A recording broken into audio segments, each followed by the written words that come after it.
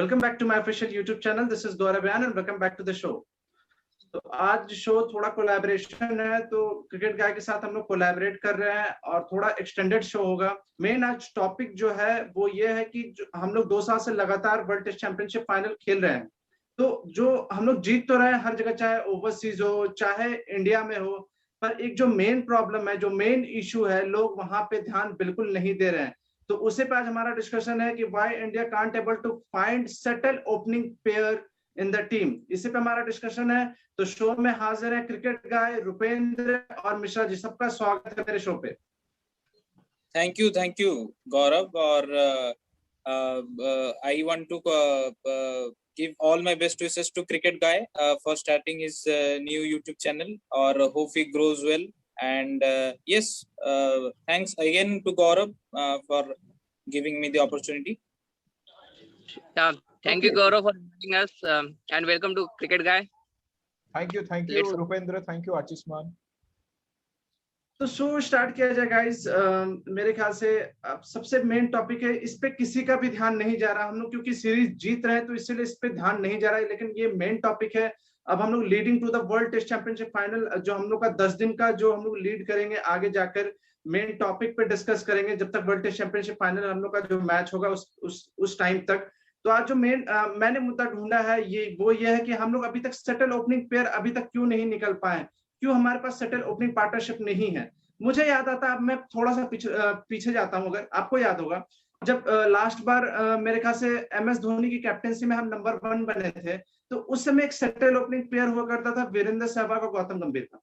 उसके बाद कितने मेरे ख्याल से जब टीम फिर नीचे आते गई, कितने ओपनर्स आए कितने गए, लेकिन अभी तक कोई भी सेटल ओपनिंग पेयर आपको नहीं मालूम है। इवन आपको वर्ल्ड टेस्ट चैंपियनशिप फाइनल के दिन भी आपको पता नहीं है कि कौन सा ओपनिंग पेयर आपको खेलेगा। क्या KL राहुल होंगे, क्या शुभमन गिल होंगे, क्या मयंक अग्रवाल होंगे। और थोड़ा सा पिछले सालों में जाए तो KL राहुल पहले प्रेफर्ड चॉइसेस थे, लेकिन उनका फॉर्म लगातार नीचे आता गया। ठीक, फिर शिखर धवन को कुछ समय ट्राई किया गया। शिखर धवन इंग्लैंड दौर में मेरे ख्याल से फ्लॉप हुए, तो उनका टेस्ट करियर ऑब्वियसली खत्म हो चुका है। मुरली विजय अच्छे मतलब समय तक खेले, मेरे ख्याल से अराउंड 70 to 80 टेस्ट मैच खेले शायद, if I am not wrong. फिर उनको मेरे ख्याल से ऑस्ट्रेलिया में वो फ्लॉप हुए, उनको हटा दिया गया। और फिर बीच में पार्थिव पटेल भी खेले हैं मेरे ख्याल से opening as a opening batsman वो खेले। तो कितने सारे ओपनिंग कॉम्बिनेशन ट्राई किया गया, पर अभी तक कोई भी सेटल ओपनिंग पार्टनरशिप नहीं मिला है। इस पे आप लोगों का क्या टेक है? बिल्कुल गौरव, आपने नियर अबाउट 15 से ज्यादा ओपनिंग प्लेयर लास्ट 5 ईयर ने ट्राई किए इंडिया ने। ये सबसे ज्यादा काउंटेड यानी सेकंड हाईएस्ट काउंटेड जो ओपनिंग प्लेयर ने ट्राई किए। उसके पहले इंग्लैंड का नंबर है, उसने 17 प्लेयर्स जो है अब तक के ओपनिंग में ट्राई किए। लेकिन ये कंसर्न इंडिया के लिए काफी यानी पिछले 5-6 सालों से आ रहा है, क्योंकि एक सेटल ओपनिंग प्लेयर अब में कोई भी यानी टेस्ट क्रिकेट में तो मिल ही नहीं रहा है। जैसा आपने पिछले बार भी देखा होगा, आपने कितने नाम बताए हमें। इवन तो हमने हनुमा विहारी और चेतेश्वर पुजारा को भी ओपनिंग पेयर में ट्राई किया है। तो यहाँ तक कि नौबत आ गई है कि हमें लाइक जो नंबर 3 के बैट्समैन है उन्हें को भी हमें लाइक ओपनिंग पेयर में ट्राई करना पड़ रहा है। तो ये कंसर्न तो हमें, आपने जैसे कहा कि कंसर्न हम भूल पा रहे हैं, नहीं, ये कंसर्न पहले से ही है। हम ऑस्ट्रेलिया गए थे या इसके पहले न्यूजीलैंड गए, वहां पे भी ये कंसर्न था। क्योंकि आपने देखा होगा जो ऑस्ट्रेलिया में परफॉर्म किए थे मयंक अग्रवाल, पृथ्वी शॉ एक काफी प्रॉमिसिंग ओपनिंग पेयर इन्हें ओपनिंग बैट्समैन दिखा रहे थे, लेकिन वो भी न्यूजीलैंड में जाके फ्लॉप हुए। तो ये कंसर्न तो हमें पिछले 4-5 सालों से आ ही रहा है। तो ये काफी बड़ा एक कंसर्न है इंडिया के लिए, और बाकी काफी टीमों के लिए भी एक कंसर्न है सिवाय न्यूजीलैंड के, क्योंकि न्यूजीलैंड के काफी अच्छा एक ओपनिंग प्लेयर सेटल लग रहा है पिछले 4 सालों से। Okay, point taken Rupendra. Moving on to cricket guy, आपको क्या कहना है इस पे? देखिए, मेरे हिसाब से इंडिया ने जो चांसेस दिया है उनको चांसेस भी मिला है। ऐसे आप बोल नहीं सकते कि इंडिया ने बहुत सारे ट्राई किया है। मेरे हिसाब से रन्स अगर आपका नहीं होता है, अगर आपका रन्स नहीं आप निकाल सकते ओपनिंग में, तो आपको ऑब्वियसली आपको चांसेस कम मिलेंगे। आपको मतलब India will definitely try for the next best opener. तो जैसे सबसे अनफॉर्चुनेट इंसिडेंट था पृथ्वी शॉ का, जो ऑलरेडी सिलेक्टेड थे पर वो नहीं जा पाए Australia because of that injury. जो वो टूर मैच में वो गेन किए थे, फिर उसके बाद वो न्यूजीलैंड में ओपनिंग किए। न्यूजीलैंड में उनका ओपनिंग जो स्टैंडर्ड था वो थोड़ा हॉट एंड कोल्ड था। फिर उसके बाद अभी रिसेंटली उनको चांसेस दिया गया, वो पूरी तरह फ्लॉप हुए। इसीलिए आप चेंजेस किए। Shikhar Dhawan has perform very well in one day, पर वो ट्रांसफॉर्मेशन कभी हो नहीं पाया। फिर से आप बहुत सारे जो डोमेस्टिक ओपनर्स हैं उनको आप ट्राई नहीं किए, और आप जैसे रोहित शर्मा को आप ट्राई किए। मेरे हिसाब से आप जब रोहित शर्मा को इतना चांसेस दे चुके थे ऑलरेडी, उनको ओपनिंग करवाना मेरे हिसाब से ये बैकवर्ड मूव था। अभी भी मैं मानता हूं कि Rohit Sharma is not the best Indian opener going forward. वो आपका फ्यूचर नहीं हो सकते because of age and his you are consistent. Talking about specially in test cricket, right? जी, स्पेसिफिक स्पेसिफिक टेस्ट क्रिकेट के लिए वो आपके कभी फ्यूचर हो ही नहीं सकते, क्योंकि मैं अगेन बोल रहा हूँ कि अगर आपको आगे जाना है तो यंगस्टर्स को आपको मौका देना पड़ेगा। अभी आप रोहित शर्मा को लेके गए, रोहित शर्मा अगर खराब खेलते, क्या टीम इंडिया उनको एग्जैक्टली। सीरीज देगी? मेरे को नहीं लगता। अगर वो खराब खेलते तो he will also get dropped. फिर आप पृथ्वी शॉ को ले आओगे उनका। मैं फिर से बोल रहा हूँ कि पिक ओपनर्स जो फॉर्म में हो। अगर आप डोमेस्टिक क्रिकेट में फॉर्म में हो तब आपको पिक करना जरूरी है। अगर बाद में जब आपका खराब परफॉर्मेंस चल रहा है डोमेस्टिक क्रिकेट में, अगर आपको मौका मिलता है, तो मेरे हिसाब से आप ऑब्वियसली इंटरनेशनल में कभी वो ट्रांसलेट नहीं कर पाओगे परफॉर्मेंस। तो मेरे हिसाब से इंडियन क्रिकेट का ये प्रॉब्लम नहीं है, ये ओपनर्स का क्वालिटी का प्रॉब्लम है। Okay, moving point taken cricket का। Moving on to Mishra ji. Mishra जी, आपका क्या टेक है इस पे? हमें क्यों अभी तक सेटल ओपनिंग पेयर अभी तक नहीं मिल पाया? देखिए, ये थोड़ा मतलब this may not be a concern as of now, but I think the BCCI और द टीम मैनेजमेंट इस चीज को आगे जाके भी सोच सकती है। कभी कभी क्या होता है, आप जब ज्यादा फॉर्मेट खेलने लगते हो, मतलब आजकल हम 3 फॉर्मेट खेल रहे हैं, वनडे, T20 और टेस्ट। तो नॉर्मली उस चीज में एक पर्टिकुलर प्लेयर को उसी जगह पे मतलब अपने आप को ढालना इतना आसान नहीं होता है। हमने बहुत सारे फॉर्मेट में बहुत सारे प्लेयर को अभी देख चुके हैं। मतलब अभी न्यूजीलैंड में ओडीआई में मैं एक हाईलाइट देख रहा था, वहां पे मयंक अग्रवाल और पृथ्वी शॉ ओपनिंग कर रहे थे। ठीक है, वो ठीक है, मतलब आप ट्राई कर रहे हो, बट अगेन आपको बहुत सारी चीजें हैं। आप किसको चांस दे रहे हो, आप उसको कितना बैक कर रहे हो, किस फॉर्मेट में बैक कर रहे हो, वो अलग चीज है। और देखिए, अभी जितना मुझे जो लगता है कि एक फॉर्मेट का भी एक मसला हो सकता है। अब क्यों नहीं, आपको अभी आगे जाके डोमेस्टिक से आपको उस तरीके के प्लेयर्स को लाना पड़ेगा जिनको आपको ग्रूम करना पड़ेगा, बिकॉज अभी आपके बहुत सारे टैलेंटेड यंगस्टर्स है, बट द थिंग इज आप उनको कितने मौके दोगे और कहाँ दोगे। तो केएल राहुल के साथ भी कभी कभी वो नंबर 4 नंबर 5 कभी ओपनिंग, तो वो सारी चीजें होती रहती है। मतलब आप जब टेस्ट वनडे से तुरंत, सॉरी वनडे और राहुल को जी बोल। ओडीआई में मेरे ख्याल से 4-5 पे खिलाया गया। टेस्ट क्रिकेट में उनको प्रेफर्ड ओपनिंग में ही खिलाया गया। हमारा टॉपिक सिर्फ टेस्ट क्रिकेट से रिलेटेड है। मैं वही बोल रहा हूँ कि मतलब जब कोई प्लेयर तुरंत ही वनडे या T20 खेल कर आके टेस्ट खेलता है तो उसको मुश्किल होती है, चाहे वो दुनिया का कितना भी बड़ा प्लेयर हो। एक सिक्योर्ड पोजीशन की भी जरूरत होती है। Yes, currently talent is there. ऐसा नहीं कि आप बहुत सारी चीजें ट्राई करो।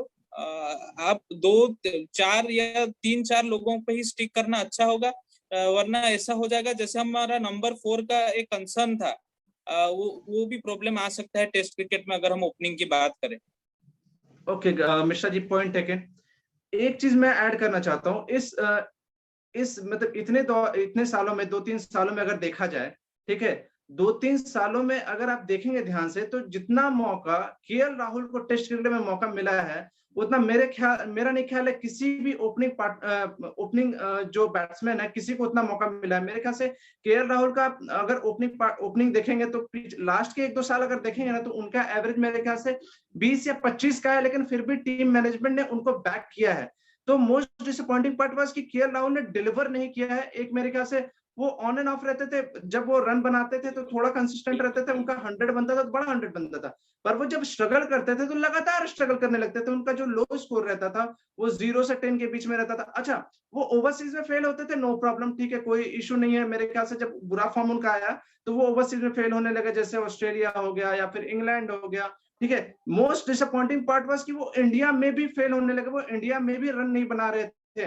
तो मेरे ख्याल से टैलेंट के नाम पे जितना केएल राहुल को बैक किया गया एज एन ओपनिंग बैट्समैन, शायद इंडिया में अभी तक मेरे हिसाब से किसी को उतना बैक नहीं किया गया है। इस पे आप लोगों का क्या कहना है, क्रिकेट गाय? कि अब मैं फिर से बोल रहा हूँ कि अगर आपके पास टैलेंट है तो उस टैलेंट को आपको बैक करना चाहिए। इंडियन टीम अगर चांसेस दी है, उन्होंने ऐसा कुछ देखा होगा केएल राहुल के अंदर कि ये बंदा फ्यूचर में गौरव जी कर सकता है। तो इसीलिए बहुत इंपॉर्टेंट होता है कि आप किस टैलेंट को बैक करते हो। अगर आप सही टैलेंट को बैक करते हो तो आपको डेफिनेटली, मैं सेम एग्जांपल दूंगा मार्टिन गप्टिल। मार्टिन गप्टिल एक वंडरफुल T20 और वनडे प्लेयर है, पर उनको न्यूजीलैंड ने बहुत चांसेस दिए, पर वो कंसिस्टेंट परफॉर्मेंस नहीं दे पाए, फिर उसके बाद उनको जाके ड्रॉप किया। तो केएल राहुल के साथ भी अगर आप एक्सेप्शनल टैलेंट हो तो आपको एक डिफरेंट तरीके से हाँ, मतलब जैसे रोहित शर्मा को अब आजकल ट्रीट किया जा रहा है, तो केएल राहुल को भी वैसा ट्रीट किया गया था। अभी भी मैं बोल रहा हूँ कि अभी भी KL Rahul shouldn't be in the test team, क्योंकि अगर हम उनके रिकॉर्ड देखें, उन्होंने एक्सेप्शनल परफॉर्मेंस कुछ दिया नहीं है फर्स्ट क्लास क्रिकेट में। बस वो वनडे क्रिकेट में खेलते हैं, T20 क्रिकेट में खेलते हैं, तो कभी कभी हम लोग सिलेक्ट भी कर देते हैं वनडे परफॉर्मेंस देख के टेस्ट क्रिकेट में, जो कि बहुत मतलब ज्यादा है। जो बहुत सारे प्लेयर्स जो कंसिस्टेंट परफॉर्मेंस देते हैं रणजी ट्रॉफी में, उनके लिए ये बहुत बड़ी, मतलब क्या मैं बोलूं, एक बहुत बड़ी जाती है। तो मेरे हिसाब से केएल राहुल को अगर बैक किया गया तो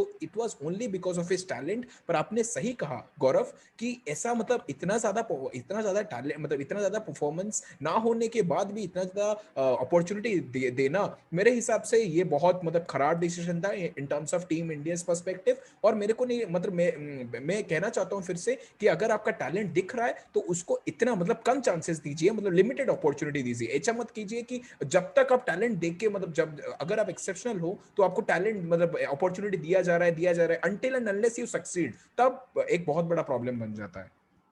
क्रिकेट गाय पॉइंट टेकन, लेकिन इस पे मैं थोड़ा सा डिसएग्री करूंगा आपसे। मेरे ख्याल से आप एक टैलेंटेड प्लेयर को भी उतना ही मौका देना चाहिए जितना एक मतलब जो टेम्परामेंटली स्ट्रांग बंदा हो, उतना शायद आपको खेलते हुए वो उतना अट्रैक्टिव ना लगे, पर उसको शायद मेरे हिसाब से कुछ 4-5 मैच देखकर या 6 मैच देखकर उसको ड्रॉप कर दिया जाता है। लेकिन कोई बंदा टैलेंटेड रहता है ना, जैसे इंडिया में मैं खासकर बता रहा हूँ, कुछ बंदा टैलेंटेड रहता है ना, उसको जरूरत से ज्यादा मौका दिया जाता है। एंड यही मेरा प्रॉब्लम है। आप हर एक प्लेयर को बराबर चांस दे, उसके सबके फेलियर्स को फेलियर्स ही गिने। ऐसा नहीं है कोई टैलेंटेड प्लेयर अगर फेल हो रहा है तो आप इसको बोले नहीं नहीं इसको, ये टैलेंटेड है, इसको थोड़ा और मौका दीजिए। ऐसा नहीं होना चाहिए। दूसरे प्लेयर के साथ जो थोड़ा कम टैलेंटेड है, पर शायद हो सकता है टेम्परामेंटली टैलेंटेड प्लेयर से ज्यादा स्ट्रांग होंगे, लेकिन उनको सिर्फ 4-5 मैच के हिसाब से जज करके उनको ड्रॉप कर दिया जाता है। मेरा प्रॉब्लम सिर्फ उससे है।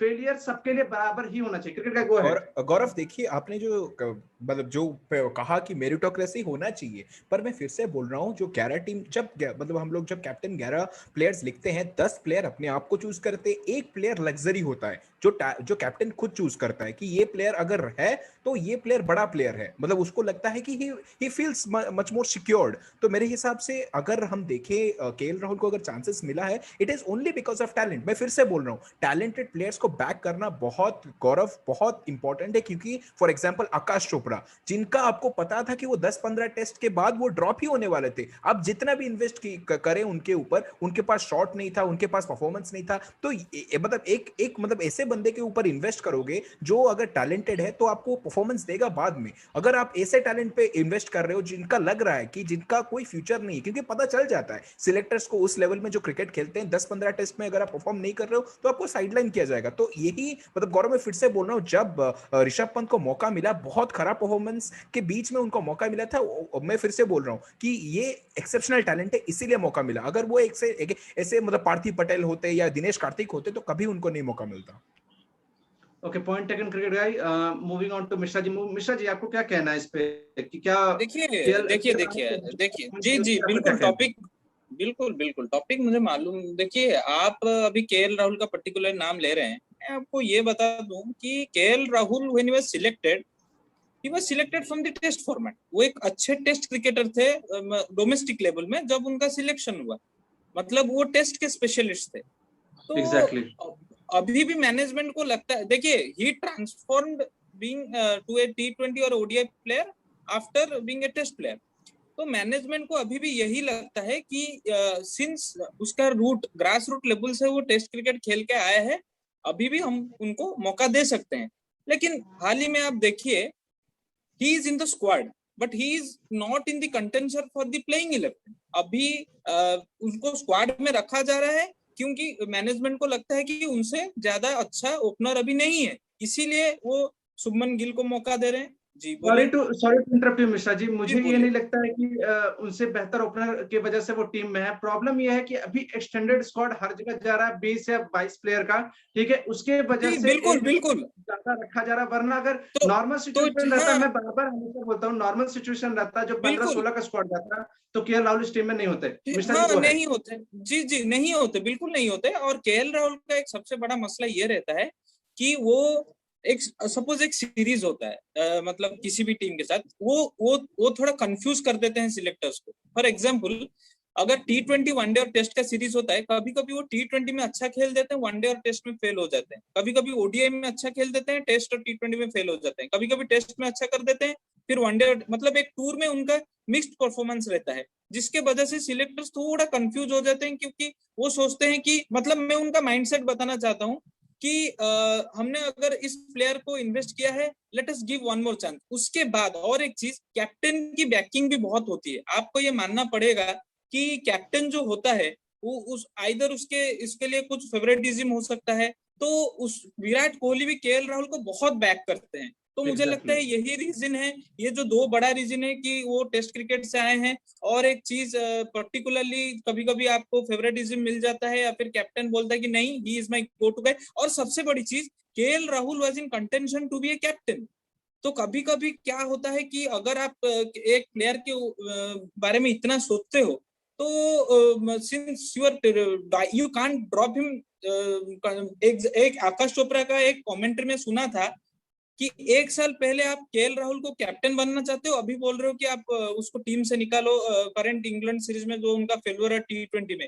तो यही, जैसे मैंने बोला, उनका क्रिकेट ही कंफ्यूज कर देता है। और ये जो दो पॉइंट्स मैंने बोले अबाउट हिज डोमेस्टिक परफॉर्मेंस और कैप्टन की बैकिंग के लिए। Okay Mishra ji, point taken, लेकिन एक बात मैं यहाँ पे ऐड कर देता हूँ। जैसा कि आपने बोला कि कभी कभी उनके साथ ये होते रहा है कि ओडीआई में कभी वो अच्छा खेले तो टेस्ट में अच्छा नहीं खेले, T20 में अच्छा खेले तो ओडीआई में अच्छा नहीं खेले टेस्ट में, या फिर टेस्ट में अच्छा खेले तो ओडीआई और T20। ऐसा नहीं है मेरे हिसाब से।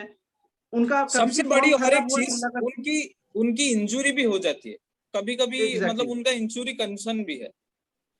इंजर्ड तो उतना नहीं हुआ है मेरे ख्याल से, वो लगातार खेलते गए। एक बात और मैं ऐड कर दूं, वो अगर अभी इस टीम में बने के परफॉर्मेंस के दम पे ही टेस्ट क्रिकेट में बने हुए उनकी जो वापसी हुई है, ठीक है, क्योंकि वो फॉर्म जब खराब भी बिल्कुल चला था बिल्कुल। टेस्ट क्रिकेट में 2 साल से, तो वो लगातार कंसिस्टेंटली T20 में रन बना रहे थे, चाहे एग्जैक्टली, वो आईपीएल हो चाहे इंटरनेशनल वही क्रिकेट मैं हो, बोला। ठीक है। जी इसी जी, की वजह से वो एग्रीड। मतलब ओडीआई और फिर एग्रीड। आगे जाके ओडीआई भी वो खेले मेरे ख्याल से नंबर 5 पे, जहां बिल्कुल। उनको मौका मिला फिर वहां पर भी शाइन कर गए। और जो थोड़ा थोड़ा चांस मिला उनको ओपनिंग करने का ओडीआई में, वहां पर भी उन्होंने अच्छा परफॉर्म किया है। तो मेरे हिसाब से ओडीआई और T20 की वजह से वो मतलब टेस्ट, मतलब वो पूरी तरीके से टीम से बाहर नहीं हुए। अगर अगर बिल्कुल। ओडीआई T20 में भी खराब खेलते तो वो तीनों फॉर्मेट से ड्रॉप हो चुके थे। चलिए ये पॉइंट ले लिया है मैंने मिश्रा जी से। मूविंग ऑन टू रुपेंद्र जी। रुपेंद्र जी, आपका क्या कहना है इस पे?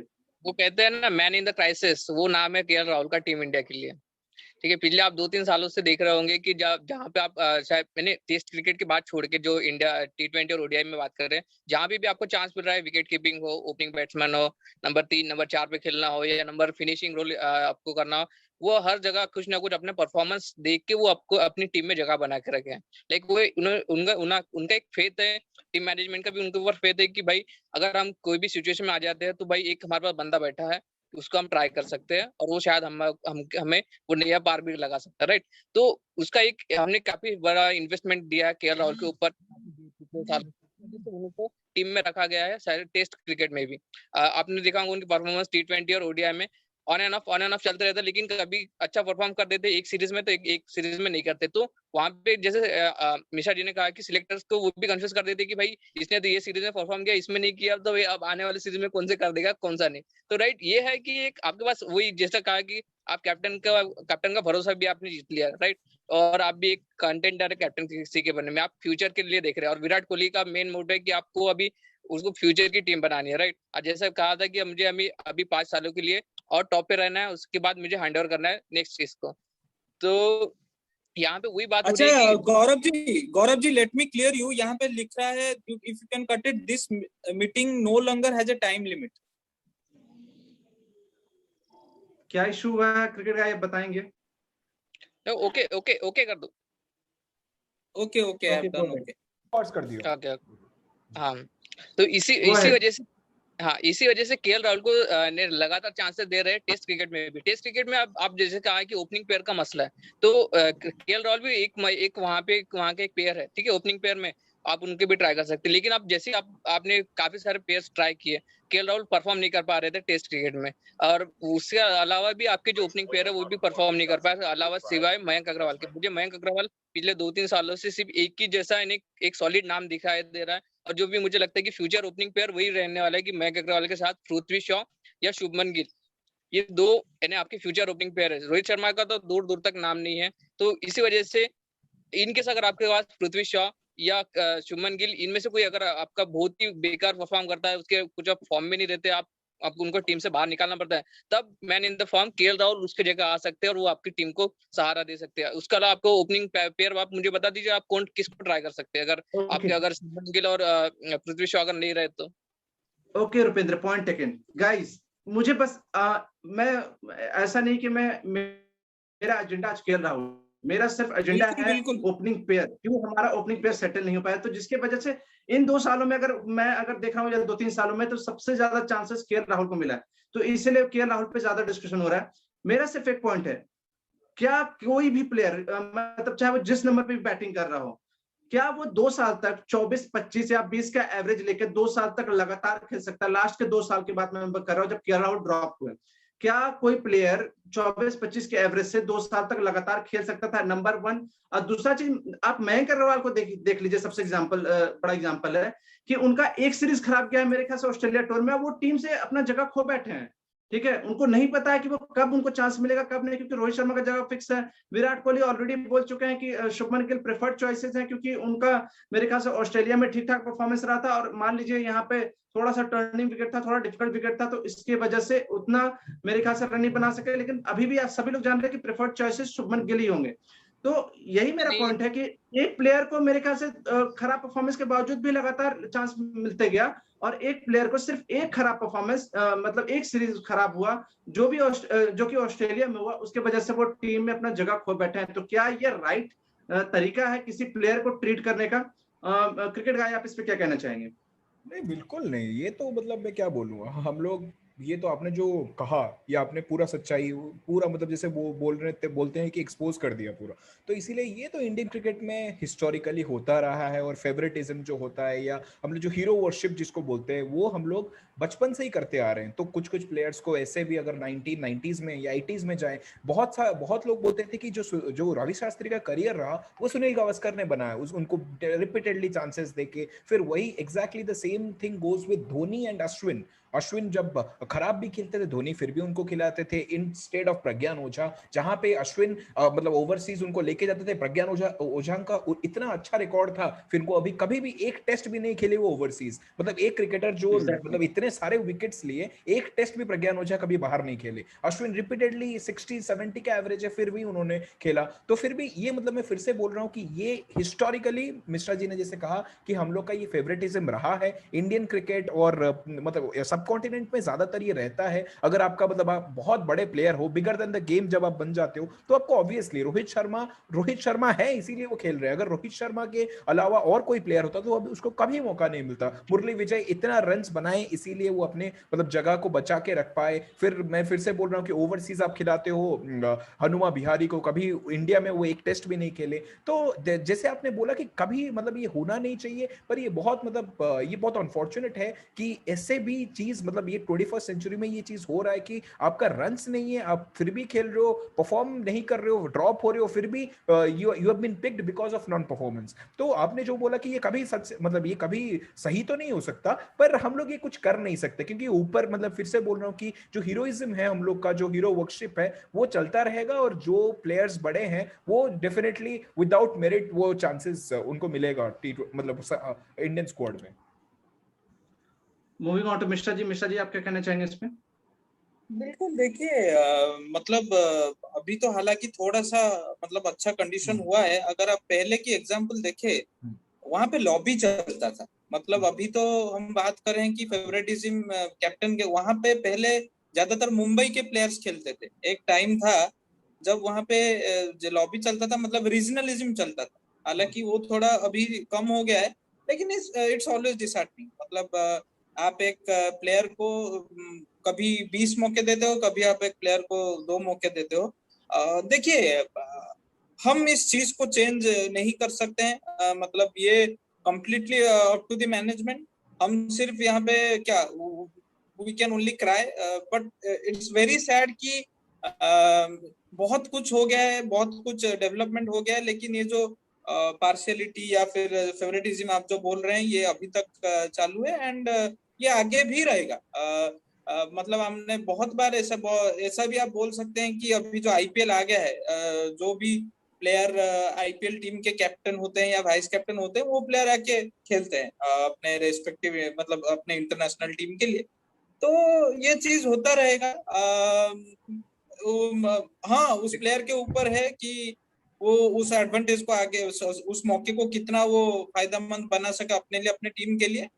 बट इट्स सैड, और यहाँ पे इस पे एक्शन लेना चाहिए। जैसे आर्चिस मान ने कहा, just want to add on, जैसे आर्चिस मान ने कहा कि जो जोनलिज्म या जो जोनल जो होते हैं या जो स्टेट होता है, ये बहुत फर्क पड़ता है। और मेरे को पता है कि संजय मंजरेकर ने अपने बुक में भी लिखा है कि एक सिचुएशन था कि जो नॉर्थ जोन के प्लेयर और जो वेस्ट जोन के प्लेयर है, जो दिल्ली के और मुंबई में, उनके बीच में बात नहीं करते थे। They used to frown. उनको लगता था कि मुंबई के क्रिकेटर्स जो है वो बहुत सॉलिड होते हैं और जो दिल्ली के क्रिकेटर्स हैं वो बहुत कमजोर होते हैं, लाइक मनोज प्रभाकर या मतलब बहुत सारे अजय शर्मा। तो इसीलिए ये मतलब एक्स क्रिकेटर बुक में लिखे हैं। और हम लोग ने भी हिस्टोरिकली देखे हैं कि अगर आप महाराजा हो या राजा हो, आपको कैप्टन, मतलब महाराजा ऑफ विजयनगर जब सिलेक्ट हुआ था इंडियन टीम, वो कैप्टन बन गए थे बिकॉज ही वाज द महाराजा। तो ये हम लोग का हिस्टोरिकली ये चीज आया है। अभी ड्यू टू आईपीएल और ड्यू टू लाइक जो मेरिटोक्रेसी आया है, फिर भी मैं बोल रहा हूँ स्टेट एसोसिएशन आप चले जाए, बिहार, झारखंड, उड़ीसा, यहाँ पे बहुत ज्यादा लॉबी होता है और बहुत अच्छे क्रिकेटर नहीं मिलता मौका।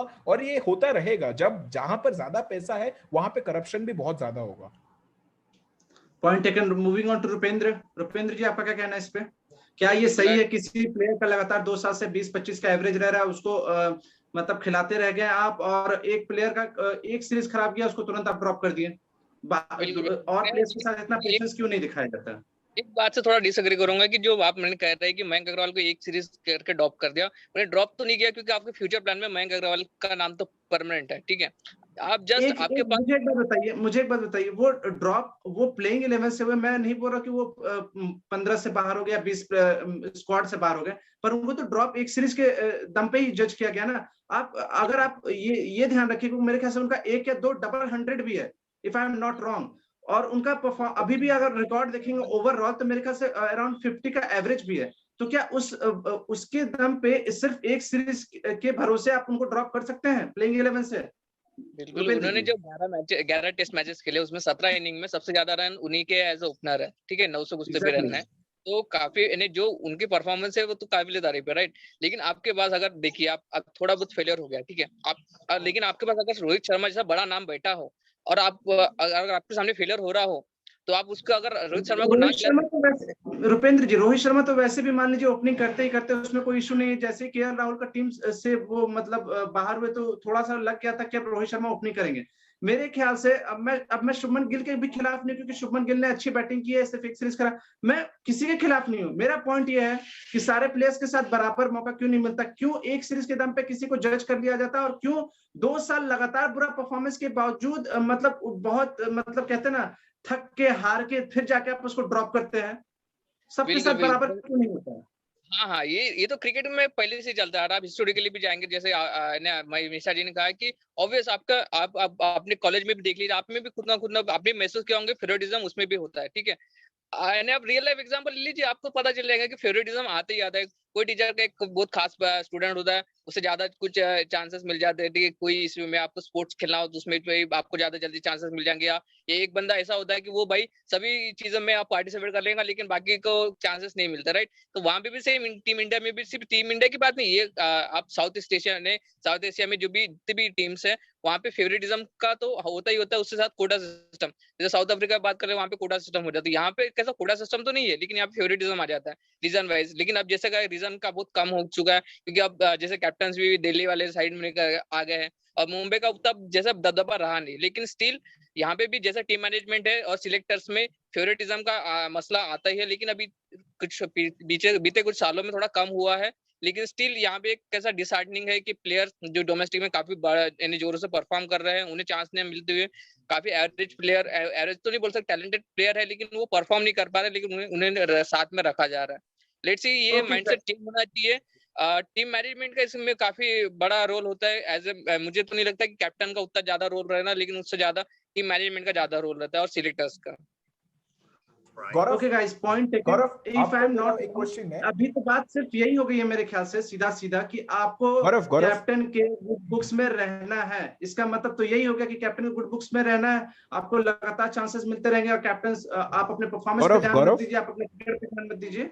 जी बोलिए, क्रिकेट कुछ बोल रहे हैं। मैं आपको एक क्वेश्चन पूछना चाहता हूँ। रोहित शर्मा का जो सिलेक्शन किया गया, रोहित शर्मा तो रणजी ट्रॉफी नहीं खेलते, रोहित शर्मा तो कहीं पे 4 डे क्रिकेट या 5 डे क्रिकेट तो कहीं पे ही नहीं खेलते, तो उनको किस मतलब मैं मिश्रा जी, गौरव और रुपेंद्र को तीनों को क्वेश्चन पूछना चाहता हूँ, किस बेसिस में उनका सिलेक्शन हुआ? रेड बॉल क्रिकेट वो काउंटी क्रिकेट में जाके परफॉर्म किए, या कहाँ पे वो परफॉर्मेंस किए हैं जो कि उनको लिया गया यहाँ पे, मतलब इंग्लैंड टूर में, ऑस्ट्रेलिया टूर में? हम लोग मतलब बस हम लोग वेट कर रहे थे कि ऑस्ट्रेलिया वो कब पहुंचेंगे और 200 मतलब वो 200 मार देंगे, वो जो कि नहीं हो सका। तो मेरे हिसाब से रुपेंद्र और गौरव और मिश्रा जी को मेरा क्वेश्चन है, क्यों रोहित शर्मा को सिलेक्ट किया गया बट मतलब उनका परफॉर्मेंस नहीं है रेड बॉल क्रिकेट में, नहीं खेलते डोमेस्टिक, नहीं खेलते टेस्ट मैचेस, तो किस बेसिस में हुआ है?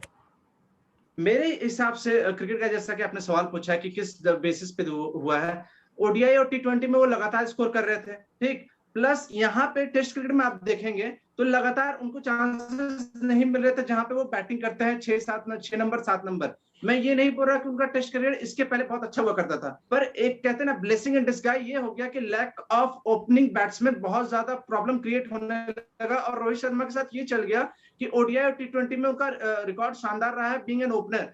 तो अगर इतने प्लेस लगातार ट्राइड एंड टेस्टेड नहीं किए गए होते तो रोहित शर्मा को शायद मेरे ख्याल से इतना जल्दी या फिर ओपनिंग में सोचा भी नहीं जाता, क्योंकि इतने सारे प्लेयर्स लगातार फेल होते गए, तब लास्ट में जाके मेरे ख्याल से कहते हैं ना the final nail in the coffin, तो वही यहाँ पे ट्राई किया गया कि रोहित शर्मा ही है, क्योंकि उनका ओडीआई और टी20 में लगातार अच्छा रन बना रहे हैं ओपनिंग में, और इसीलिए यहाँ पे टेस्ट क्रिकेट में भी यहाँ पे 6 नंबर 7 नंबर पे लगातार उनको उतना मौका नहीं मिल पा रहा, क्योंकि ओवरसीज में आपको पता है कि आपको 5 बॉलर्स चाहिए। इंडिया में भी कभी कभी आजकल 5 बॉलर्स के साथ खेलने लगे हैं, तो लगातार चांसेस नहीं मिलता है। और रोहित शर्मा जैसे प्लेयर को आप टीम में रखते तो आप उनको प्लेइंग 11 में आपको रखना ही पड़ता है। तो जैसे ही लगातार ओपनिंग का प्रॉब्लम होने लगा, उस हिसाब से आपको रोहित शर्मा का ही याद आया, और रोहित शर्मा वहां से उनका चांसेस बन गया। इंडिया में उन्होंने अच्छे रन्स बनाए, ओवरसीज में मेरे ख्याल से बहुत ज्यादा अभी तक उन्होंने स्कोर नहीं किया। आई थिंक इंग्लैंड सीरीज उनके लिए काफी डिफिकल्ट फेज होगा, आई होप वो अच्छा परफॉर्म करेगी क्योंकि उनकी बहुत ज्यादा जरूरत है। हाँ, I do agree, Ranji trophy और मेरे ख्याल से यहाँ पे मतलब डोमेस्टिक क्रिकेट में वो रन नहीं बना के आए हैं, वो व्हाइट बॉल के परफॉर्मेंस पे ही वो हमेशा टेस्ट क्रिकेट में अंदर बाहर होते रहे हैं, जो कि ये उन्हीं के साथ नहीं है, ये केएल राहुल के साथ भी देखें, ऐसा नहीं है कि वो टेस्ट क्रिकेट से ड्रॉप होके वो सीधा रणजी ट्रॉफी खेलने चले गए थे, वो ओडीआई और टी20 टीम में बने हुए थे, ओडीआई और टी20 परफॉर्मेंस के दम पे ही फिर से वो टेस्ट क्रिकेट में आए। तो ये तो हमेशा ओडीआई और टी20 में आजकल जो मेन प्लेयर्स होते हैं ना, जो थोड़ा सा एक्सपीरियंस हो जाते हैं, वो जाते ही नहीं है टेस्ट मेरे ख्याल से रणजी ट्रॉफी खेलने, अनलेस वो तीनों फॉर्मेट से ड्रॉप नहीं हो जाते। ठीक है, पॉइंट मेरे ख्याल से मैंने अपना पॉइंट दे दिया। मिश्रा जी कुछ कहना चाहते हैं? देखिए गौरव, कहीं ना कहीं आपको तो मानना पड़ेगा, जब एक प्लेयर का मतलब एक जो बोलते हैं क्या, एक ऑरा बन जाता है या फिर एक पावर बन जाता है, जैसे रोहित शर्मा के साथ हुआ। मेरा ये पॉइंट है, मैं थोड़ा सा आपसे डिसएग्री करूंगा। रोहित शर्मा आईपीएल जीता है, 5 आईपीएल ट्रॉफी जीता है, टी20 जीता है, वनडे मतलब टी20 में अच्छा बैटिंग किया, 100 मारे, 3 या 4 शतक है। ओडीआई में मेरा एक सवाल है आपसे, सॉरी टू इंटरप्ट, मैं इंटरप्ट कर रहा हूँ, माफ कीजिएगा। ठीक है, आप तो वो पूछ रहे हैं, आपने जैसा कहा कि रोहित शर्मा ने 5 आईपीएल ट्रॉफी जीता है, कंप्लीटली एग्री, ठीक है। लेकिन क्या अगर 5 आईपीएल ट्रॉफी के दम पे उनको जैसे मैं बोलने तो दीजिए, बोलने तो दीजिए, मैं बोल रहा हूँ। एक सवाल फिर आप कंटिन्यू कीजिएगा कि जैसे 5 आईपीएल ट्रॉफी के दम पे आप उसको बोलते हैं, तो क्या उनके बैटिंग परफॉर्मेंस पे भी ध्यान देना चाहिए आईपीएल में, क्योंकि आईपीएल में बहुत ज्यादा रन बनाते नहीं है। कंटिन्यू कीजिए। देखिए देखिए जब एक प्ले मतलब क्यों ऐसा हुआ, उसका शुरुआत कहाँ से हुआ, जो मुझे पर्सनली लगता है रोहित शर्मा का टेस्ट में अभी टीम में रहना मेरे हिसाब से बिल्कुल मतलब आई डोंट थिंक, मतलब इस उम्र में Rohit Sharma doesn't deserve a place in the test team. उसका रीजन मैं आपको बताता हूँ।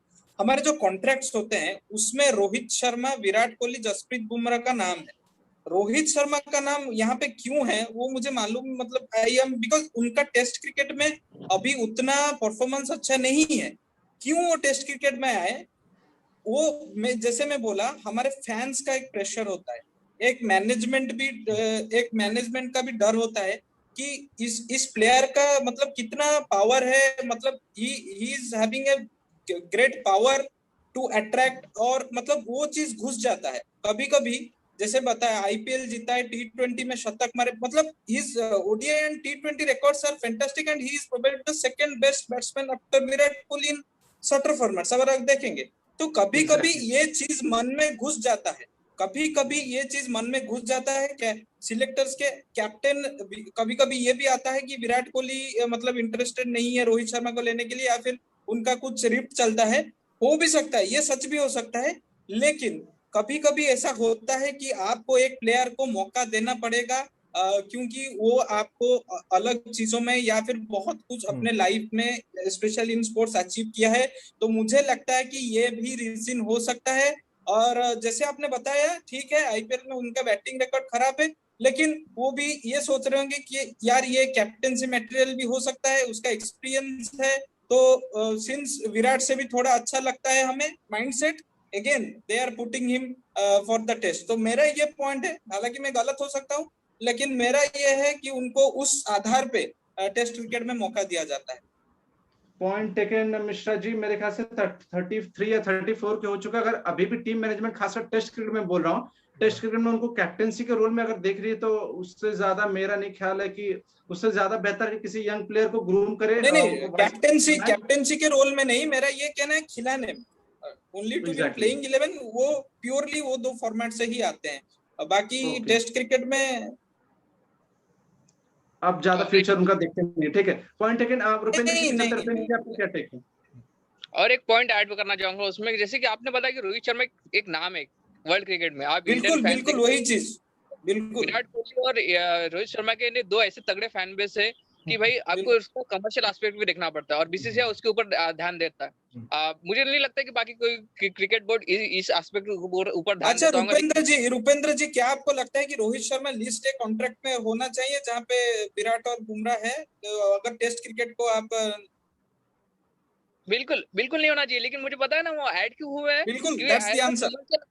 अगर मुझे बता, अगर वो कॉन्ट्रैक्ट ए+ कॉन्ट्रैक्ट में नहीं होते तो ऑब्वियस फैन उसके भड़क जाते हैं, और उसके साथ साथ जो उनके जो व्यूअरशिप होती है, आपको पता है ब्रॉडकास्टर का भी काफी इफेक्ट होता है बीसीसीआई के इसके ऊपर, क्योंकि उन्हें पता रहता है कि भाई मुझे पैसा कहाँ से मिलने वाला है। अगर मुझे एक बात बताए, अगर आपके ऑस्ट्रेलिया सीरीज में अगर रोहित शर्मा की वजह से ही वो काफी पॉपुलर हुई, क्योंकि विराट कोहली तो आ गए थे रिटर्न में, ठीक है, आपने हाइप क्या बनाई कि आप रोहित शर्मा अवेलेबल होने वाले हैं, और उस वजह से वो सीरीज की हाइप भी बढ़ गई। उसके साथ आपको पता है कि रोहित शर्मा, विराट कोहली एक तगड़े बैट्समैन के, अगर इनमें मैं ऐड करना चाहूंगा, केएल राहुल का भी एक नाम बन गया है कि वर्ल्ड क्रिकेट में, नहीं इंडियन फैन बेस में, कि भाई केएल राहुल भी एक काफी अच्छा सब्स्टिट्यूट देते हैं और काफी बैटिंग करने वाले हैं, राइट। तो ये आपकी एक व्यूअरशिप भी बढ़ाता है, और ब्रॉडकास्टर को भी पता रहता है कि भाई ये बंदे अगर मेरे खेलेंगे। अगर मुझे बता दिए इन 4-5 टॉप नाम के अलावा अगर आपकी दूसरी भी टीम भेजोगे टेस्ट क्रिकेट में, तो आप ना टेस्ट देखने वाले हो, आपको नहीं, मुझे तो नहीं लगता कि आधे ज्यादा लोग टेस्ट देखेंगे, राइट। इसमें कमर्शियल एस्पेक्ट भी आता है, जो कि बीसीसीआई इसके ऊपर ध्यान देता है। आपने पता होगा हर चीज में बीसीसीआई आपका इन्हें पैसे लगा रहा है, और वो उनसे पैसे कमा रहा है, तो ये काफी बड़ा एस्पेक्ट है, इन्हें नॉर्मल गाय यहाँ पे समझ नहीं पा रहा है। Okay, point taken. Moving on to the next one. Final मेरे ख्याल से इस पे बहुत डिस्कशन हो चुका है। फाइनल मेरा टॉपिक यही है कि आगे जाके मूविंग अहेड, मेरे ख्याल से अगर हमको बड़ी टीमों से, मतलब बड़ी टीमों जैसे लगातार कुछ 5-10 साल तक राज करना है इंटरनेशनल क्रिकेट में, टेस्ट क्रिकेट में खासकर, जैसे कि आपने ऑस्ट्रेलिया देखा होगा, मैं जब वो ऑस्ट्रेलिया टीम राज कर रही थी 2000 अर्ली 2000 या 2010 तक, मेरे 2008 तक if I am not wrong, तो वहां पे एक सेटल ओपनिंग पेयर हुआ करता था, जस्टिन लैंगर और मैथ्यू हेडन का, ठीक है। इंडिया के पास अभी क्या, हम यही मैंने जैसे पहले डिस्कस किया कि हम अच्छा लगातार मैच जीत रहे हैं, तो इस पे हमारा ध्यान नहीं जा रहा है, पर ये जरूरी है कि हम वहां पे ध्यान दें, क्योंकि आपको एक सेटल ओपनिंग पार्टनरशिप चाहिए ताकि आपको मतलब ओवरसीज में, जैसे कि ऑस्ट्रेलिया में याद होगा रोहित शर्मा ने बहुत ज्यादा रन नहीं बनाया था, पर शुभमन गिल के साथ उनकी ओपनिंग पार्टनरशिप ठीक रही थी, जिसकी वजह से हम लोग गेम में काफी लास्ट के 2 टेस्ट मैच में बने हुए थे। तो आगे जाके आपके पास क्या ऑप्शन है, यही मेरा सवाल है क्रिकेट गाय, आप इस पे क्या कहना चाहते हैं? आपके पास क्या ऑप्शन है आगे जाके फ्यूचर में, ताकि आप 5 साल तक या 6 साल तक, क्योंकि आपकी टीम अच्छी है, तो आप आगे जाके राज कर सके? मिश्रा जी आप बोल लीजिए, पहले कंप्लीट कर दीजिए। ओके ओके ओके तो मैं ये बोलना चाहता हूँ कि देखिए, अब 2 तरीके हैं। इधर आप फॉर्मेट वाइज डिवाइड कर दीजिए, मतलब टेस्ट का ये स्पेशलिस्ट और शॉर्टर फॉर्मेट का ये, या फिर आप you continuously keep on giving opportunities until the player succeeds. तो देखिए, अभी रोहित शर्मा का जैसे आप बात किए, उनका अभी एज हो गया। आई थिंक बहुत सारे ओपनर्स हैं अभी बाकी, मतलब डोमेस्टिक में जिनको आप मौका दे सकते हैं, जैसे कि देवदत्त पड्डीकल है। अभी हमारे पास एक लेफ्ट हैंडर ओपनिंग नहीं, बल्कि बहुत सारे लेफ्ट हैंडर की कमी है। तो मुझे यही 2 चीजें लगता है कि आप इधर जैसे जैसे आपने बताया कि लैंगर और हेडन वो नॉर्मली टेस्ट क्रिकेट खेलते, but when it came to their ODI it was Gilchrist and Hayden.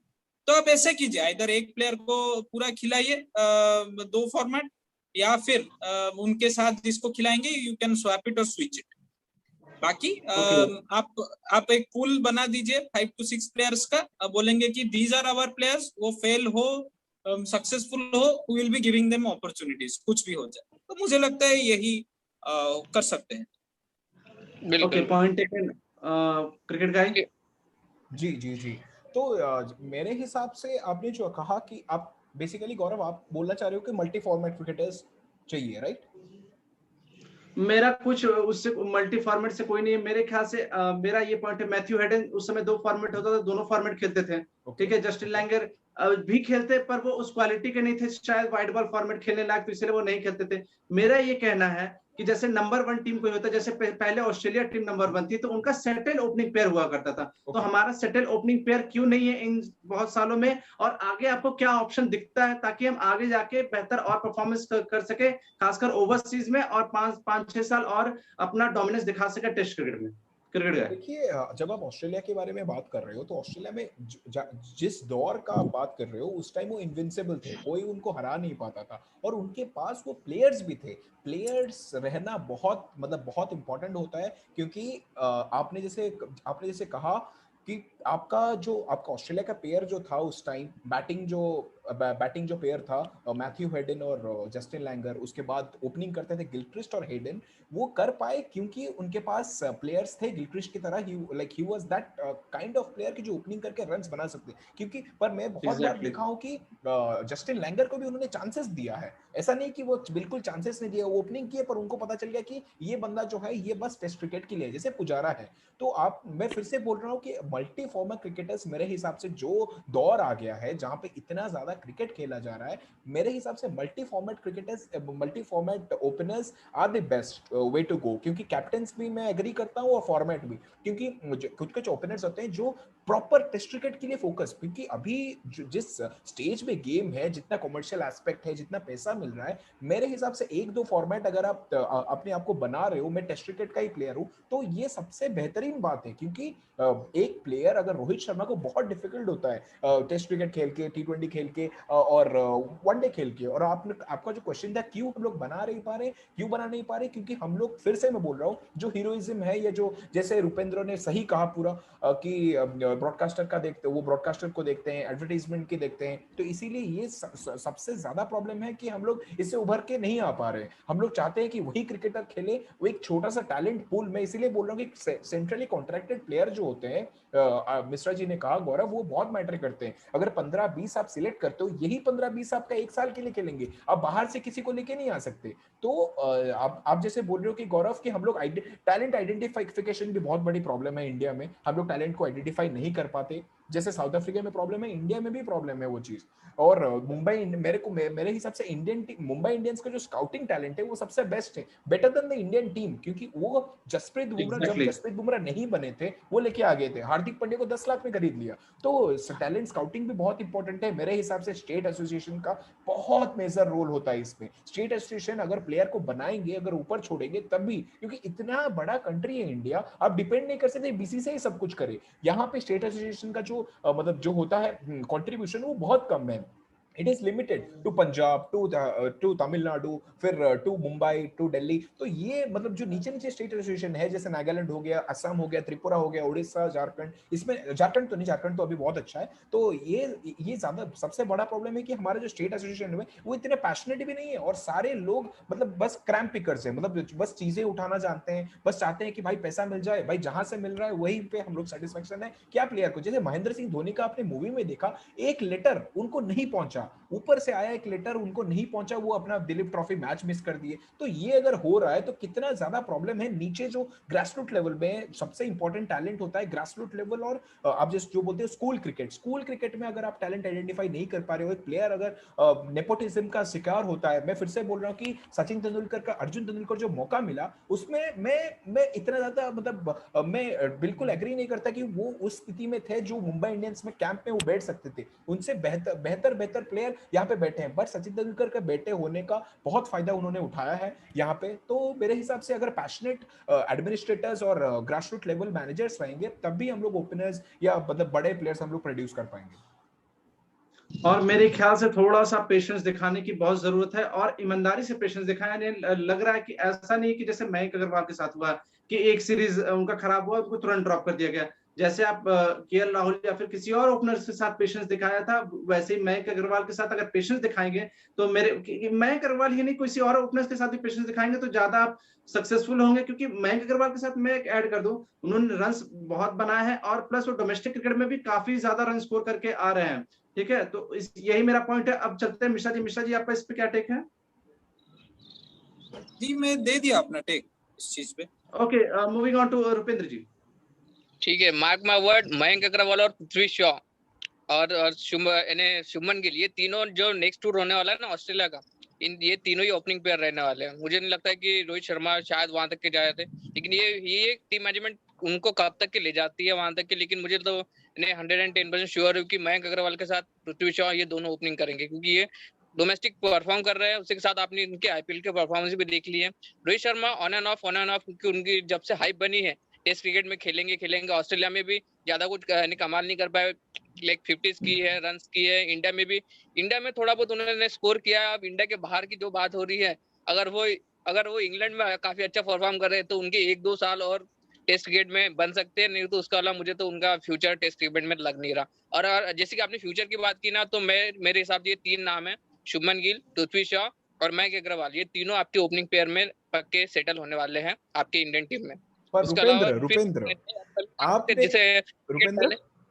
मैं आपको आपने जो कहा कि पृथ्वी शॉ, अगेन मैं बोल रहा हूँ कि शायद मुस्तक अली ट्रॉफी में उन्होंने परफॉर्म किया है, आईपीएल में किया है, पर डोमेस्टिक क्रिकेट में उनको प्रूव करना पड़ेगा। वो ड्रॉप हुए थे क्योंकि टेस्ट क्रिकेट में उन्होंने फ्लॉप किया था। तो इसीलिए मैं फिर से बोल रहा हूँ कि performing the domestic cricket is important. हाँ जी, अभी तक रेड बॉल में डोमेस्टिक क्रिकेट खेली नहीं, क्योंकि आपको पता है रणजी ट्रॉफी हुई नहीं ना। जी। लेकिन जैसे कि वो मुश्ताक अली ट्रॉफी में फॉर्म में थे और आईपीएल में भी जैसे फॉर्म परफॉर्म किया, और जैसे आपने विजय हजारे था 50 ओवर फॉर्मेट, T20 50 ओवर था, 50 ओवर का ये था। हाँ, काफी अच्छा परफॉर्म किया उसका। आपको पता है कि वो प्रॉमिसिंग टैलेंट है। वो ब्लेसिंग इन डिस्गाइज हो गया कि उनका इंजरी कंसर्न हो गया, नहीं तो ऑस्ट्रेलिया में अगर वो भाई परफॉर्म कर जाता ना तो आपको रोहित शर्मा कभी आपके टेस्ट स्क्वाड में आते ही नहीं।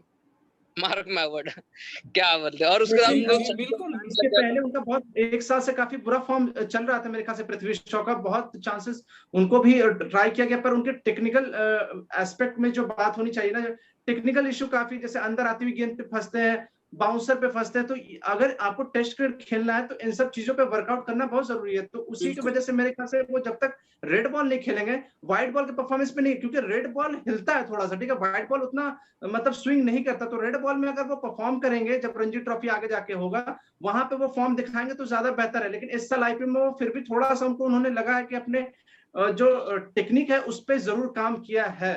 बिल्कुल बिल्कुल, सभी अपने टेक्निक पे काम कर रहे हैं, ऐसा नहीं कि सभी यानी उनको पता है कि अपनी उनकी खामियां कहाँ है, ऑब्वियस, तो वो उनके टेक्निक पे काम कर रहे हैं, बस उनका मौका मिलने की जरूरत है। लेकिन मुझे लगता है मयंक अग्रवाल, पृथ्वी शॉ और शुभमन के लिए तीनों प्लेयर आपको आने वाले सालों में टीम इंडिया में सेटल हुए दिखेंगे। ओके गाइस, मेरे ख्याल से आज के लिए इतना ही रहने देते हैं, ठीक है। हम लोगों ने बहुत डिस्कस कर लिया। आई होप हमें कोई अब सेटल ओपनिंग पार्टनरशिप मिल जाए, जैसे मयंक अग्रवाल है, शुभमन गिल है, पृथ्वी शॉ है, या फिर कोई भी और आगे क्रिकेट, क्योंकि रोहित शर्मा से ये नहीं कहना चाहते कि रोहित शर्मा मतलब कितने समय तक खेलेंगे, हम उनके पीछे नहीं है। रोहित शर्मा बहुत अच्छे क्रिकेटर, आई होप वो इंग्लैंड दौरे पे या फिर कहीं पे भी आगे जाके रन, पर वो आपके साथ कितने साल तक रहेंगे, ये सबसे बड़ा इंपॉर्टेंट फैक्टर प्ले कर रहा है, क्योंकि बहुत ज्यादा होगा 2 साल 3 साल, लेकिन आपको लॉन्गर रन के लिए आपको अपने यंगस्टर को तरफ ध्यान देना ही होगा, क्योंकि ऐसा नहीं हो जाए सिर्फ रोहित शर्मा की तरफ ही देखते रह जाए, फिर आपको अचानक से याद आ जाए कि हमारे पास ओपनर्स नहीं है, आपको एक प्लेयर ग्रूमिंग के लिए रखना ही पड़ेगा। शुभमन गिल ऑलरेडी है, मयंक अग्रवाल ऑलरेडी है, और एक मेरे ख्याल से आपको रखने की जरूरत है। रुपेंद्र जी कुछ कहना चाह रहे हैं? एक लास्ट क्वेश्चन सब्जी से पूछना चाहूंगा, जो वर्ल्ड टेस्ट चैंपियनशिप है उनके ओपनिंग प्लेयर अपने अपनी कौन कौन सी है बता दीजिए। मेरे हिसाब से तो टीम मैनेजमेंट के हिसाब से और मेरे हिसाब से भी शुभमन गिल और रोहित शर्मा ही जाएंगे। आप लोग अपनी टीम बता दीजिए। जी जी, वही वही ही, मतलब most likely they will be playing, इसमें कोई मतलब ये नहीं है, अगर इंजरी किसी को ना हो जाए। गौरव, जब फाइनल टेक आप लेंगे या यही यही फाइनल टेक है मेरे ख्याल से। ओके, मेरा एक फाइनल टेक जी, क्रिकेट का ही बताइए, क्रिकेट का। देखिए रुपेंद्र, आप अगर मेरे को पूछना चाह रहे हैं तो मैं चूज करूंगा मयंक अग्रवाल और रोहित शर्मा, क्योंकि जो प्रीवियस फॉर्म है इतना खराब रहा है शुभमन गिल का इन इंडिया, जहां पे वो खेल रहे थे आईपीएल, स्विंग बॉल से मतलब आउट हो रहे थे, तो इसीलिए मैं अगर पिक करना चाहूंगा, I will drop Shubman Gill. मैं इंग्लैंड में उनको खिलाऊंगा, मतलब इंग्लैंड सीरीज के अगेंस्ट, पर ये एक मतलब मैं देखा हूं, पता नहीं मेरे को, पर मयंक अग्रवाल में वो चीज है, पता नहीं वो कैसे खेलते हैं, पर वो रहते हैं क्रीज पर और वो रन्स करते हैं, अगली दिखते हैं। पर शुभमन गिल का मेरे को लगता है थोड़ा लाइट है, थोड़ा रोहित शर्मा टाइप, थोड़ा लेजी है, तो मेरे को नहीं लगता कि जो लेजीपन आप उस मतलब उस मंच में दिखा पाओगे। एग्जैक्टली लेजी एलिगेंस पर मैं फिर से बोल रहा हूँ कि मयंक अग्रवाल मेरे फर्स्ट पिक रहेंगे, पर in terms of Indian team मेरे को नहीं लगता कि they will go with Mayank, they will go with Shubman. Cricket guy का मैं ऐड कर देता हूं। क्रिकेट गाय बेसिकली ये कहना चाह रहे थे कि लेजी एलिगेंस है शुभमन गिल और ये रोहित शर्मा। मयंक अग्रवाल थोड़ा सा बिजी रहते हैं क्रीज में, तो इसीलिए थोड़ा प्रेफर्ड चॉइसेस नहीं, मैं रुपेंद्र जी को बताना चाहता हूँ, मेरा जो फेवरेट मतलब ओपनर्स होंगे वो केएल राहुल होंगे और रोहित शर्मा होंगे। ये मेरा टेक है, बट WTC में मुझे लगता है कि सारों में से इन दोनों को ओपनिंग करना चाहिए, हालांकि management will allow Shubman Gill and Rohit. बाकी मेरा एक फाइनल टेक जो है थोड़ा सा आउट ऑफ दी मतलब ये टॉपिक से है। मैं थोड़ा सा व्यूअर्स को ये बताना चाहता हूँ कि Gaurav is really working very hard. अभी मैं देख रहा हूँ ही इज कंप्लीटली स्वेटिंग, और फिर भी वो मतलब आपको मतलब अच्छे कंटेंट देने के लिए, क्योंकि अगर मतलब आवाज आता है फैन का फिर बाहर का, तो आपको सुनने में दिक्कत होगी। तो he is really working very hard. देखिए, यही होता है मतलब टोटल डेडिकेशन। तो आप प्लीज चैनल को सपोर्ट कीजिए, और साथ ही जैसे पहले बताया गया कि ये कोलैब है, क्रिकेट गाय अपना चैनल शुरू करें तो उनके चैनल को भी ढेर सारा प्यार दीजिए। और लास्ट चीज देखिए, क्रिकेट मतलब गेम है, ऐसा नहीं है कि जो खेला है वही सिर्फ बात कर सकता है। ये प्योरली आप कैसे इस गेम को रीड करते हो उसके ऊपर डिपेंड करता है। तो मेरा यह है कि we all are here to celebrate cricket. तो आप दोनों चैनल को प्यार दिखाइए। अगर कोई गलती हुई है मुझसे तो आई एम सॉरी। बाकी this was my final take. Gaurav, okay, ये वैसे आपने कुछ ज्यादा ही तारीफ कर दी मेरे हिसाब से। नहीं, जो सच है वो बताना पड़ता है। बिल्कुल, ये मेरा काम है। I think I am enjoying it. और मूविंग ऑन टू रुपेंद्र, आप क्या कहना चाहते हैं, आपका क्या होगा? बिल्कुल बिल्कुल सेम। हाँ, मैं जैसे आपको बताऊंगा गौरव कि मेरा जो क्वेश्चन था उसके हिसाब से मैं मयंक अग्रवाल और रोहित शर्मा के साथ ओपनिंग करना चाहूंगा वर्ल्ड टेस्ट चैंपियनशिप में। आपको बताऊंगा, इससे पहले मैंने काफी बार आपको बताया था कि मयंक अग्रवाल और रोहित शर्मा ही टेस्ट ओपनिंग करनी चाहिए। जैसे क्रिकेट गाय ने भी कहा कि उनकी चॉइस भी मयंक अग्रवाल और रोहित शर्मा होनी चाहिए। लेट्स सी क्या होता है। लेकिन आपने हमें इन्वाइट किया, काफी अच्छा लगा, काफी अच्छी डिस्कशन हुई, हेल्दी, और आने वाले काफी आपके शो में और आते रहेंगे।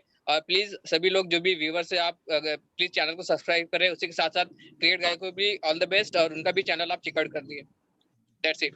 ओके गाइस, मेरे ख्याल से यहीं पे शो रैप करते हैं। वीडियो पसंद आए तो चैनल को लाइक करें, सब्सक्राइब करें, बेल आइकन को भी जरूर दबाएं। कोशिश कीजिए कि अगर देख रहे हैं फिर भी सब्सक्राइब नहीं कर रहे तो सब्सक्राइब जरूर कीजिए, क्योंकि क्रिकेट से रिलेटेड यहाँ पे कंटेंट आपको मिलेगा। एक चीज और ऐड कर दूं, यहाँ पे हम लोग अभी स्पेशल एपिसोड हम लोग कर रहे हैं, क्योंकि सिर्फ 10 दिन ही बाकी रह गए हैं आज जो हम लोग एपिसोड कर रहे हैं, तो उसी के लिए हमारा स्पेशल एपिसोड है। 10 दिन तक लगातार हम लोग वर्ल्ड टेस्ट चैंपियनशिप फाइनल पे ही डिस्कशन करेंगे और एक एक इंटरेस्टिंग टॉपिक आपके सामने आकर डिस्कशन करेंगे और कोशिश करेंगे शो को थोड़ा और इंटरेस्टिंग बनाए। क्रिकेट का आप कुछ फाइनल टेक देना चाहते हैं इसमें? नहीं, बिल्कुल बिल्कुल। जैसे गौरव मिश्रा जी और Rupendra, thank you for coming like together for us. तो मैं वही चीज बोल रहा हूँ कि चैनल को सब्सक्राइब करना मत भूलिए और बेल आइकन जरूर दबाएं और लाइक कीजिए वीडियो को, ताकि सबको मतलब सबके साथ वो पहुंचे और everybody will enjoy. Okay guys, आज के लिए इतना ही रहने देते हैं। वीडियो पसंद आए लाइक कीजिए, सब्सक्राइब कीजिए, बेल आइकन को जरूर दबाएं। तब तक के लिए, अभी तक के लिए मेरे ख्याल से आज इतना ही रहने देते हैं। फिर मुलाकात होगी, तब तक आप अपना ध्यान रखें। तब तक के लिए शुभ रात्रि, शुभ रात्रि, शुभ रात्रि। और आप अपने फैमिली का जरूर ध्यान दें।